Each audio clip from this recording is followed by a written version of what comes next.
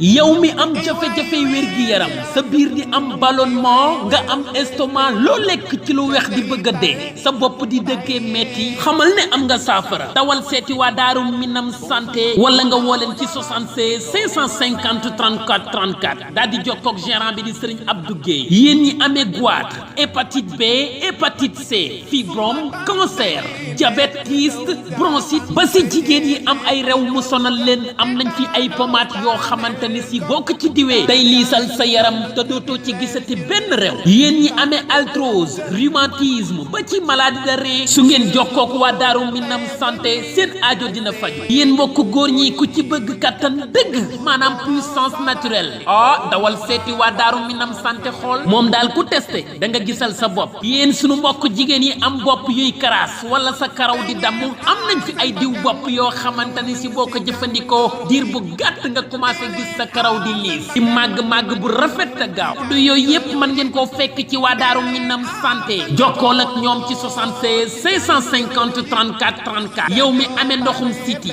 ballonnement estomac ay maux de rein arthrose maanaam say yax di metti nga am problème mu articulation am nañ ci ay garab yu efficace yuy faj say yax di yombal deret ji ni muy dawee sa biir yaram yéen jigéen yi ay picc kanam sonal am nañ fi ay pommade yu baax lool yu koy dindi ba mu set te du ci bàyyi benn tache am nañ fi produit bu ñuy woowee tamit taaru jigéen di liisal sa yaram foo ko diw mu jox la forme bu baax ngir toppatoo seeni bëñ tamit am nañ fi poudre miracle di weexal tàll seeni bëñ ba noppi tàqali leen ak bëñ buy metti bokk jigéen yi am règle douloureuse maanaam bu ñuy gis mbaax muy metti dem leen ngeen seeti waa Daaru Minam santé rek sa aajo daal di faju man nga leen a woo ci 76 550 34 34 daal di jokkoo ak gérant bii di Abdou Guèye mu jox la bépp tegtal boo soxla ci garab yi ak foo mën a nekk ni ngay def ba jot ci garab yi kon mbokk yi xéwal gaa ngi noonu waa Daaru Minam santé ñoo ñu ko indil gaaw leen jokkoo ak ñoom ci 76 550 34 34 Daaru Minam